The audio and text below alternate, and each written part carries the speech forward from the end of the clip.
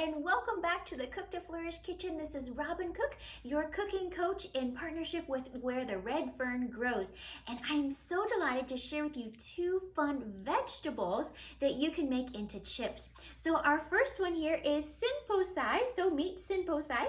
This is a Japanese green. You may or may not have heard of it yet, but it is really, really good. It's a mild green. You would think with as big of the leaves that it is, that it might be bitter, but it's really not. It looks like a collard green, so you can think of it like that. You can use it like you would a collard green. So usually, you could use this as a wrap, like this beautiful leafy green here. You could use it instead of like a lettuce leaf for a wrap. You could also slice it and saute it, but today we are making it into chips. I'm sure that you've heard of kale chips before, and so what we are making are these little paper thin little vegetable chips, and I will show you here what they look like, and they are delicious, thin and crispy, and there's only 5 ingredients that you need. So all you're gonna need is you're gonna need about 2, 3 at the most leaves of the Senposai here. And what I've kind of counted out is if you use a stoneware baking dish like this one, or probably a cookie sheet, it's about 20 different pieces of the Senposai. So this is what you're gonna do. You're gonna tear the Senposai into pieces about like this big. You could do smaller, you could do bigger, but something around this should be sufficient. So we have 20 different pieces. I'm just gonna kind of show you what you would do here. Just lay them out across your baking dish. I really like the stoneware because I feel like it helps them get crispier. So just keep that in mind. This is a recipe I personally wouldn't do with glass. You can certainly try it, but I really like how the stoneware, it absorbs the moisture and helps them to get crispier, which is definitely what we are wanting when we are making vegetable chips.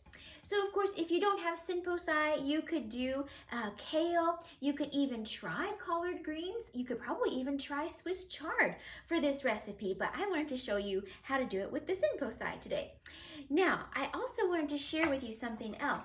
When you get to like the stalk part here, we don't want to make the stalk part into the chips, but we don't want to throw it away either. You can still use this stalk for several different things. You could either munch on it, but there's a lot of fiber in it, or you could freeze it and you can put it into a smoothie. You could definitely do that, or you can save the stalk and you can chop it up and you can put it into a freezer bag to use to make chicken or bone broth or vegetable broth.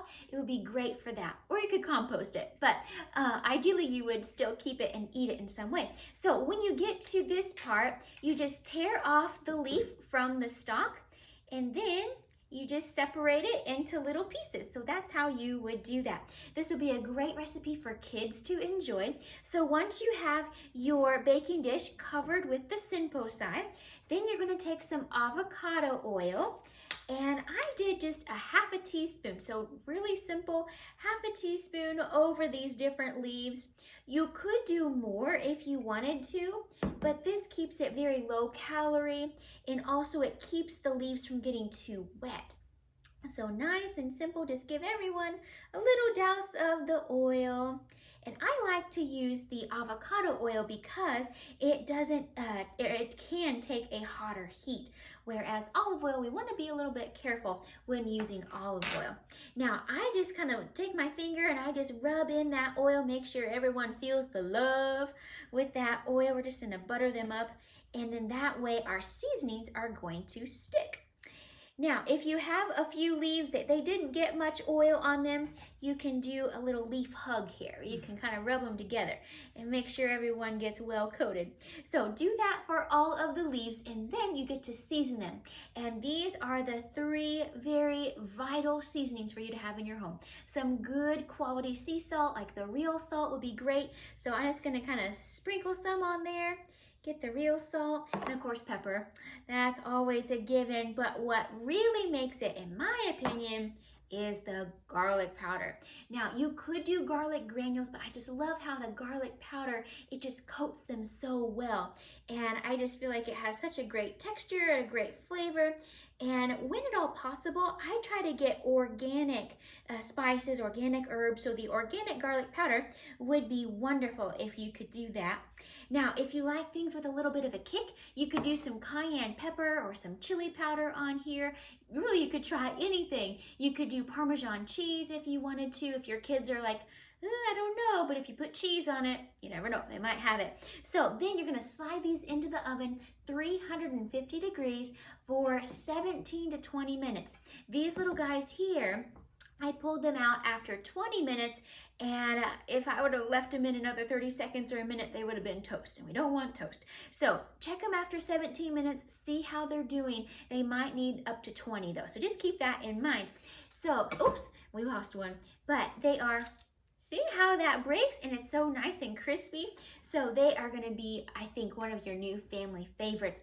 So then we have our Senposai chips that we have talked about. And now the other one is an idea that my mom came up with. She's a genius.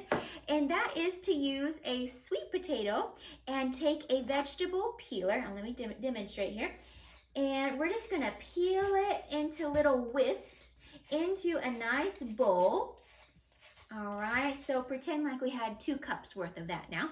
And then we're gonna also take the avocado oil, just like we did with the Senposai chips, but only 1/4 to 1/2 teaspoon. And then you're just gonna gently massage them. And then we get to add some sea salt. So just to taste, maybe 1/8 to 1/4 teaspoon. If you want pepper, you can do pepper. If you want garlic, you could do it savory that way. Or what we did though, we made them kind of sweet.